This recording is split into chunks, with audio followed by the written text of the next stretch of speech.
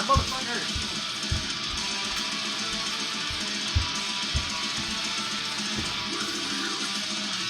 That's not the case.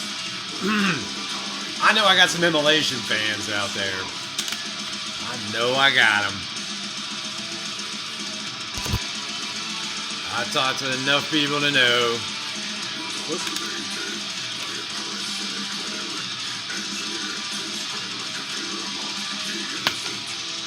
A lot of people are probably saying, like, why don't you play Dawn of Possession or Here and After? Those for Gods, first three.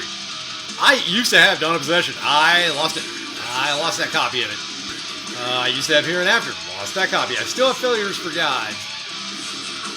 And then Here and After, I used to have that one. So all I've still got is Failures for Gods. Oh, and I've got Kingdom of Conspiracy, and I need Harnessing Ruin. Harnessing Ruin's the other one I want. That's a good one. A lot of people are like, Immolation, they just kind of write the same songs and shit. While they do have a formula that they kind of play with, that Bob Vigna, man, can, like... Bill Taylor's the other one, and Steve Chalatet or whatever. That's not the only drummer they've had. I think they've had multiple drummers. But, yeah, it's a formula. Yeah, it sounds like Immolation. Just like Incantation sounds like Incantation. Just like Cannibal sounds like Cannibal. You hear it, you're like, that's Cannibal. Immolation does a lot with these melodies. This. Like, you know that's Immolation. It's cool.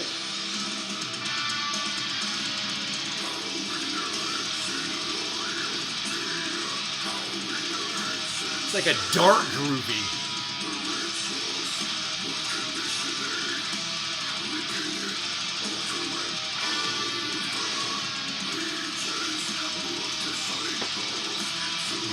This cover and this album perfectly fit a cyberpunk dystopia.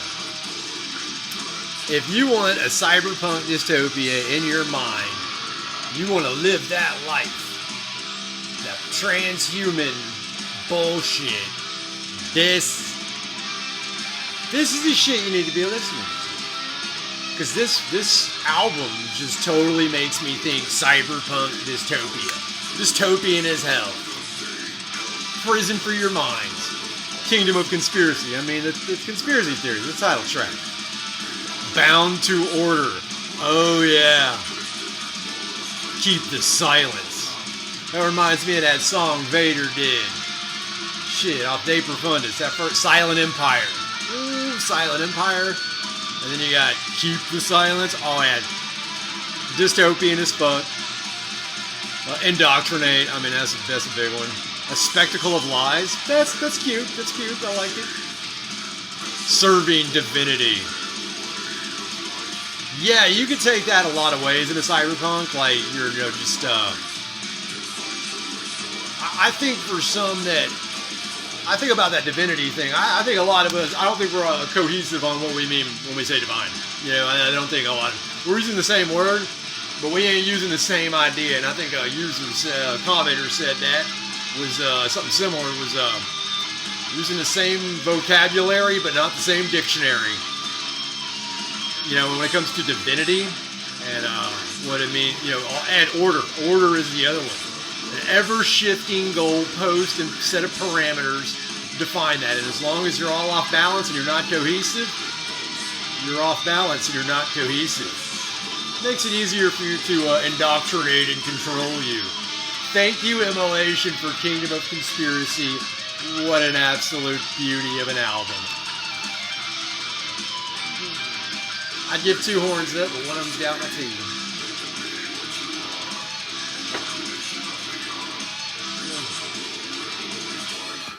So that's why I be liking Immolation. Especially that and Harnessing Ruin. Oh my God, they touched a nerve on those albums. Still hard to get Harnessing Ruin. I had the opportunity to get it once or twice, and I kind of missed my chances. And I'm just waiting for my chances to come back around. Waiting on chances to come back around. That sounds like a perfect time to segue into a talk about chicks. The fairer sex. chicks. The reason why most straight males do anything. Actually, it's 12-year-old girls drive the market on more things than you would believe. Because a 12-year-old boy's only interested in what a 12-year-old girl's doing. She picks something, well, she's using her parents' money, so therefore they spend their money. The kid grows up sharing that thing of, like, here's money, what do you pick? And the boys are always going to follow them, and then a whole trend starts. So, yeah, just know that, what are they feeding junior high kids? If you can see what they're feeding junior high kids, you're going to know how your adults are turning out. That's where they truly fuck us, is in that 5th grade to about 8th grade, 6th grade to 8th grade. They're going to do something to your mind, poison you. But now, shit, they can do it in elementary school and kindergarten. Totally indoctrinate your mind. So, I mean, to whatever go. Everybody's blaming everybody else for having done the thing. It's happening, but it's not who, left's blaming right. It's neither of them. They just want you to fight it. This is not meant to be a comment about that. But Seize the Heartless has said, this is sickeningly accurate. Being his own kind of weird and unsettling has gotten him so much further than trying to fit in the world of dating.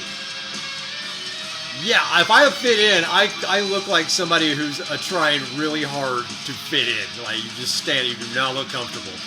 I'm like, you don't want me comfortable, I'm too much for you. So how do you know? Like, alright. Then I start making, like, fucked up jokes,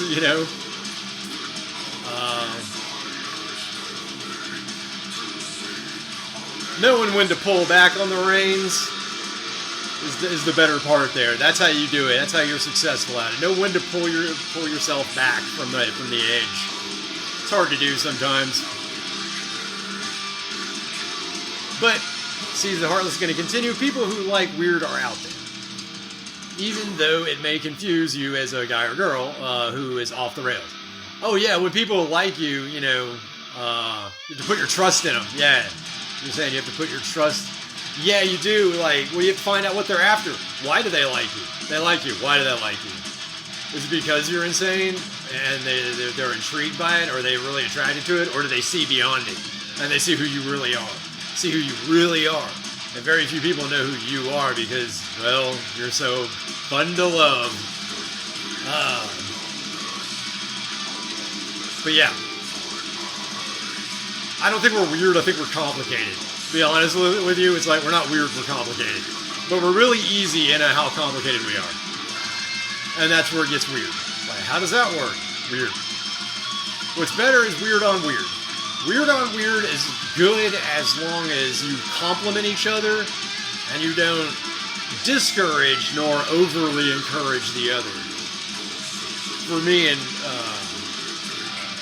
my wife, she's weird as hell too, but it complements mine. Like, I'm louder, she's quieter. Not to say she can't be loud, but you get the point. I'm more willing to go out there and be ridiculous. She won't. But she will say weird shit, so it catches you off guard. So I gotta keep my wits up when dealing with her. Keeps me alert. I like that. Captain Howdy is a fun and /sad one. Captain Howdy, man, I know what you're talking about here. So you knew this girl, and she was a really cute redheaded girl with freckles. Oh. Bro. She gonna get hit on by a lot of people. She knows it. So you asked your mom for some money, and you went and bought flowers and candy. I mean, what else do? You're nervous, and your 7th grade's like, here. I remember sitting on a bench, it's break time, and she is next to me. I'm really nervous, trying to build up a nerve to approach her. So the bell hits. I stood up. I approached her. I couldn't even make eye contact with her. We were really nervous, so I said, hey, these cat flowers and candies for you. Take them. She took them and immediately vanished. Never talked to this girl again.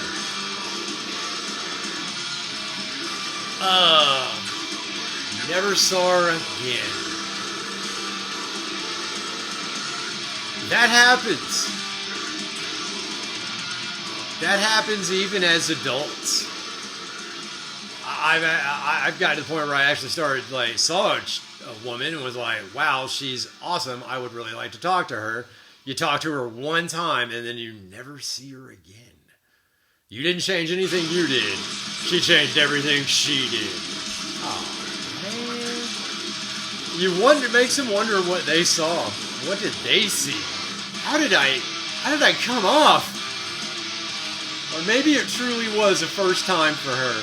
Captain, you probably made her fucking day. She probably still thinks about you to this day. Hey, red-haired girl, out there in the comments section, the one with freckles, did a guy ever give you flowers and candy in the 7th grade? If you did, talk to Captain Howdy. He's that guy. And I'm sure you've been thinking about him this whole time. Captain, she's probably thinking about you, bro, like, shit, that was rude of me. I should have said something. Oh my God, I hope that guy's okay. I hope he didn't turn into a school shooter or something. I'm just being ridiculous.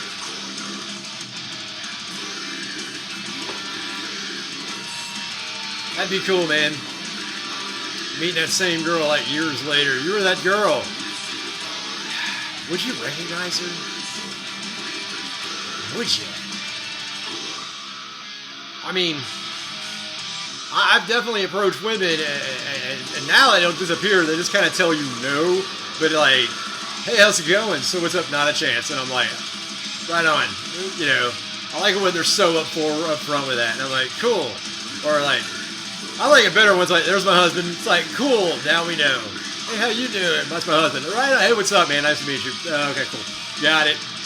You know, that happens, man. Once you get past your 20s, you get in your 30s. You're ready to see a cute one and be like, hell yeah, married. Here's the weird thing, by the time you get to your 40s, they're like, oh, my ex-husband and my kid's other dad, you get to that in your 40s. Holy shit. That make you not want to talk to anybody. It's like, alright, how many kids you got? 3. They all have the same parents? No. Fuck. Well, that's alright. I'm almost done with the 40s, and I'm married, so, and it looks like I'm staying that way. I think we're making it work. We are making it work, and trust me, the outside world is helping us make that decision, and it's one of the easiest decisions we've ever made. Let's just keep grounding it out, because I ain't going out there again. You aren't either. Cool. We'll make it work. Yeah.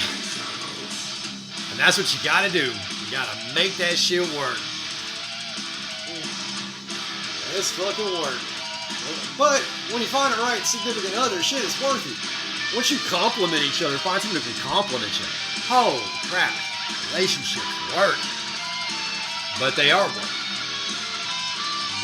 This doesn't happen overnight. Oh, that's the other thing. Even if you do compliment each other, real success does not happen overnight. Real success happens down the road. And then you're like, oh yeah, we tight like that, yo. like we're gonna make it work. And then like, man, we're super tight. You've like exceeded every expectation I've ever set. It's like awesome. But I've had that in non-intimate relationships with just like really cool friends and stuff like that. Get to be real tight with each other. Yeah, I know who y'all are. Anyways, Christoph, man, talking. What do we got here? Said he do a pause now for Kingdom of Conspiracy. Damn, listen to it. Says he grew up in a town where the police would round up homeless into vans and move to shelters, supposedly in the city, every time their crowds collected in too high numbers by the river. Yeah, river towns, man. Not good for business when a wealthy tourist town has dozens of street people wandering about. Well, in America, you got San Francisco, you got Memphis, New Orleans, St. Louis. What else you got? I mean, Chicago, technically. There's riverboats in Chicago. A lot of people don't know that. Boston, but that's, oh my God, Boston's been that way forever. Boston's been that way since 1400, something like that. Yeah, man. So yeah, like different type of people congregate down there. But yeah, they round them up. Oh, we're taking them to the city. Taking them where they'll be. It's like a parent telling you, hey, what happened to my dog? It's like, oh, we went to live on a farm. We could be happy. Let's say you killed him. fucking brutal. That's code for we did shit to them. It's code for we sent them off to a military base doing inhumane experiments. They found people that couldn't fucking legally understand what was going on, and they thought, well, that's good enough. Fuck me. Christoph continues, it's obvious to me that the powers that be are scared of us. Look at all the rioting that's taken place in this country over the past 4 years, 10 years, I'll say 10 years. That was really allowed with little to no pushback. Yep. I think the fear really sprouted in 2015 when Trump was attracting those big crowds. Yeah, oh yeah. Oh, he's getting huge. And then they took a shot at him. I don't know about... And that's one thing the ruling powers fear most. People collecting themselves together in large groups. Just ask Nicholas II, Tsar Nicholas II, yeah. Yeah, when a large group of people show up at your door, all of a sudden all the military in the world doesn't mean shit. Oh yeah, I just want to put an addendum in here. The military has chosen a side. Don't get upset about what's going down. Just realize the military has chosen a side, and that side, historically, is the side that wins. So, guys, if you have questions, comments, concerns, just keep them in a civil manner, because those dudes operate on a different set of rules than what we are used to. So, if you want to go out there, just know that it's out there, it's gone. You ever see that movie, the helicopter went down in Mogadishu? Those two snipers, that one was left, he was like, here's a gun, don't let anybody sneak up behind me, I'm going back out there. And he knew he was just going to shoot till he was out of bullets, pull the next gun, shoot till he was out of bullets, he was going out with a fucking knife. Come on, motherfucker, let's do this. Yeah. So,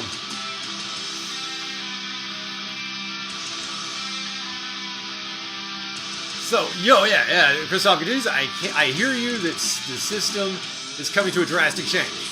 But I can't help but notice that some of the techno-elites believe they're majestic. Oh, the majestic AI future paradise is on the horizon. Yeah. Are you seeing the cyberpunk, Christoph? You already seem like a guy that knows his cyberpunk dystopias when they are presented. You clearly do.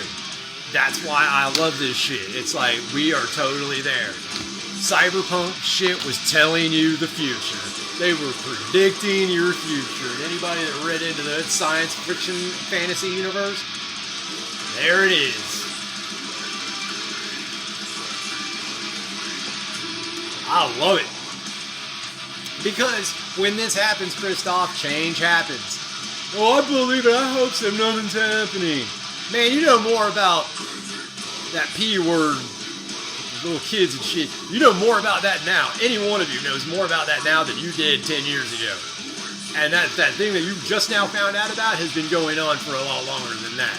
So just remember, when you're looking at the 80s or the 90s or whenever, you're going, that was the best time. Remember, that shit was going on back then. All of this shit was happening back then. You just didn't know about it. Now you know about it.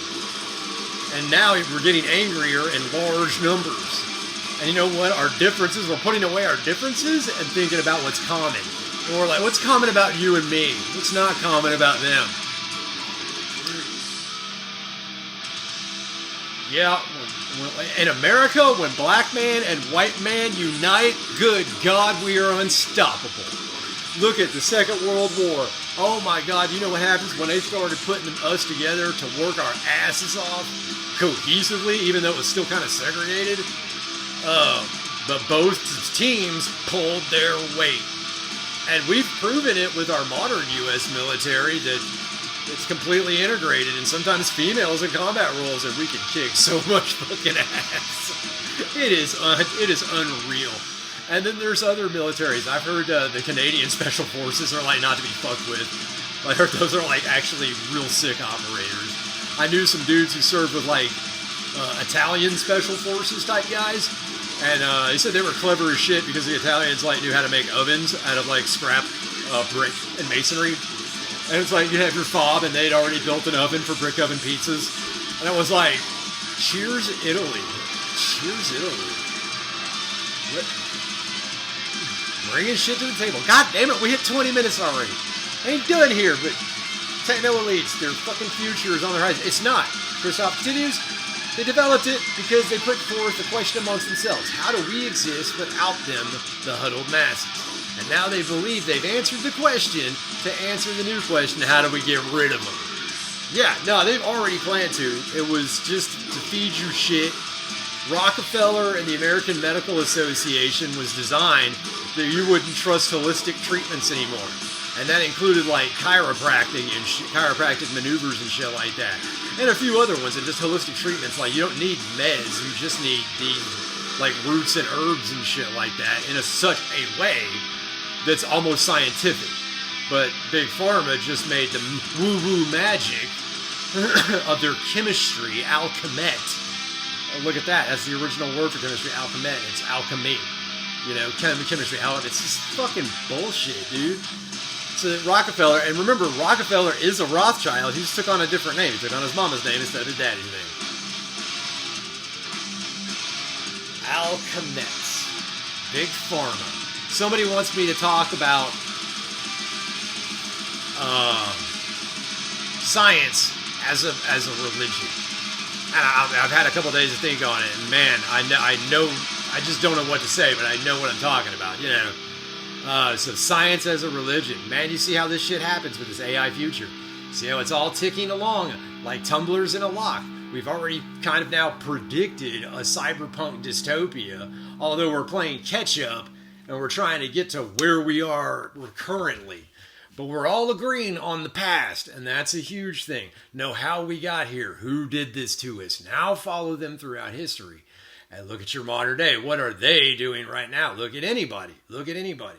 You can cast aspersions on anybody, but really look at who is benefiting from all of this. And it is not the people. It's your representation. And that goes for every country of the fucking world. Damn, that was Immolation. Conspiracy, Kingdom of Conspiracy. It was just the back half of the album. So, you listen to all that. You listen to me talk about a bunch of shit. We didn't hear from the cat today, which is tragic. But he is here. All right, y'all. I'm Cattle Prod, Appalachian Warlord. We'll see y'all next time.